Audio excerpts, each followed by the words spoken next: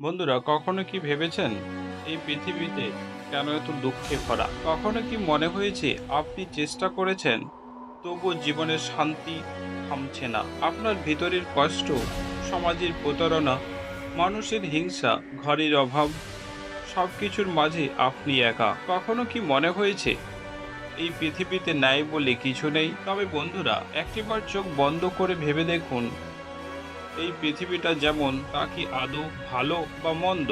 না, এই পৃথিবী ঠিক যেমন সেটা আপনি কিভাবে দেখেছেন সেটাই গুরুত্বপূর্ণ। আর এই দেখার চোখ আমাদের দিতে পারেন একমাত্র ভগবান শ্রীকৃষ্ণ।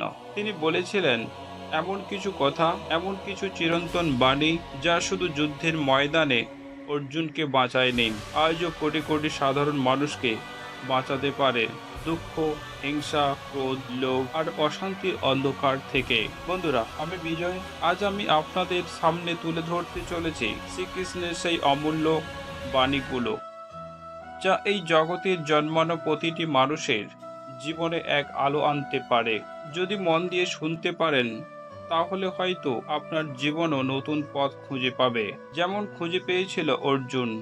চলুন প্রবেশ করি সেই শাশ্বত বাণীর রাজ্যে, ভগবানের কণ্ঠে শোনা জীবনের আসল সত্যের কাছে। বন্ধুরা, যদি ভিডিওটি ভালো লেগে থাকে, অবশ্যই সাবস্ক্রাইব এবং লাইক করতে ভুলবেন না। মানব জন্মের উদ্দেশ্য কি? পরিত্রাণায় সাধুনাং বিনাশায় দুষ্কৃতম ধর্ম সংস্থাপরায়ণং সম্ভাবামি যুগে যুগে। অর্থাৎ ভগবান বারবার এই পৃথিবীতে অবতীর্ণ হন ধর্ম রক্ষার জন্য আর অধর্ম বিনাশের জন্য। অর্থাৎ আমরা প্রত্যেকেই তারই অংশ। আমাদের জন্ম শুধু খাওয়া, ঘুম, কাজ আর ভোগের জন্য নয়। আমরা এসেছি ন্যায় প্রতিষ্ঠা করতে, ভালোবাসা ছড়িয়ে দিতে, পৃথিবীতে ভালোবাসা ছড়িয়ে দিতে ও নিজেকে উন্নতি করতে। এই বাণী আমাদের শেখায় তুমি একা নও, তুমি এই জগতের ধর্মযাত্রার একজন যোদ্ধা। দুঃখ কিভাবে দূর হবে?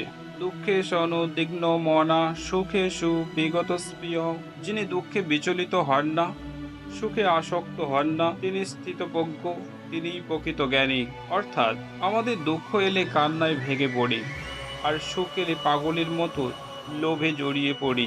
কৃষ্ণ বলেছেন জীবনের আসল মুক্তি হলো সমভাবে সবকিছুকে গ্রহণ করা, কারণ সবই ক্ষণস্থায়ী। ক্রোধ, হিংসা, লোভ থেকে কিভাবে মুক্তি পাবো? ক্রোধাৎ ভবতি সম্মোহ, সম্মোহাৎ স্মৃতিভংসং, স্মৃতিভংসাৎ বুদ্ধিনাশ ও বুদ্ধিনাশতঃ হনস্যতি। অর্থাৎ ক্রোধ থেকে জন্ম নেয় বিভ্রান্তি, বিভ্রান্তি ভুলে যায় স্মৃতি, আর ভুলে গেলে ধ্বংস হয় বুদ্ধি, অবশেষে তার পতন ঘটে।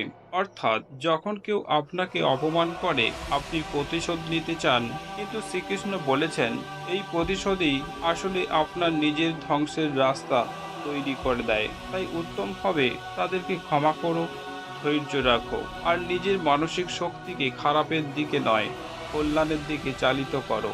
সংসারে অশান্তি, অভাব হলে কি করব? যোগক্ষেমম ভয়াবহম। অর্থাৎ যারা একনিষ্ঠ ভক্তি সহকারে ভগবানকে স্মরণ করে, তার যোগ ও ক্ষেমের দায়িত্ব ভগবান নিজেই নেন। অর্থাৎ অর্থের অভাব, রোগ, দাম্পত্য জীবনের কলহ, সন্তানের নানা রকমের সমস্যা, সবকিছুই সংসারের অঘটন। কিন্তু বিশ্বাস রাখলে, ভগবানের ওপর আত্মসমর্পণ করলে তিনি সব দায়িত্ব নেন। এটা অলৌকিক নয়, এটা মানসিক শক্তির রূপান্তর। বিশ্বাস আমাদের কর্মশক্তিকে বাড়িয়ে দেয়, যেটা ভাগ্য বদলে দেয়। এই জগৎ সংসার কেমন? দুঃখালয়ম শাশ্বতং। অর্থাৎ পৃথিবীতে দুঃখে ভরা এবং চিরস্থায়ী নয়। অর্থাৎ তবু আমাদের এখানে জন্ম হয়েছে, কারণ আমরা এই দুঃখ পেরিয়ে মুক্তির পথ খুঁজে নিতে পারি। শ্রীকৃষ্ণ বলেছেন এই জগতের দুঃখ থেকে মুক্তি চাইলে আমাদের আশ্রয় নিতে হবে, ধর্মের পথে চলতে হবে। বন্ধুরা, এই পৃথিবী যেমনই হোক, আমাদের জীবন যেন কাদা জলে ফুটে ওঠা পদ্ম ফুলের মতো হয়। আমরা যেন মায়ার আবরণ পেরিয়ে সত্যকে দেখতে পারি, হিংসার মাঝে ভালোবাসা খুঁজে পাই, আর দুঃখের মধ্যেও শান্তির গান শুনতে শিখি। এই শিক্ষা শ্রীকৃষ্ণ আমাদের দিয়েছিলেন হাজার হাজার বছর আগে, আর আজও তা সমানভাবে প্রাসঙ্গিক। এই শিক্ষা যদি একটিবার মন থেকে গ্রহণ করতে পারেন, তাহলে আপনি শুধু নিজেই বদলাবেন না, এই জগৎ সংসারকেও শান্তিময় করে তুলতে পারবেন। আপনি নিজেই একদিন কৃষ্ণের বাণী এক জীবন্ত উদাহরণ হয়ে উঠবেন। শেষে একটি কথাই আপনাদের বলতে চাই, এবার শুনুন কৃষ্ণের বাণী, মন থেকে জীবন পাল্টে যাবে। আপনারা যদি এই বাণীগুলো হৃদয়ে ধারণ করেন, তাহলে আপনার জীবন শুধু বদলাবে না, এক নতুন আলোকিত পথ পাবে, যেখানে থাকবে না হিংসা, থাকবে না দুঃখ, থাকবে কেবল শান্তি, মঙ্গল আর পরম সত্যের স্পর্শ।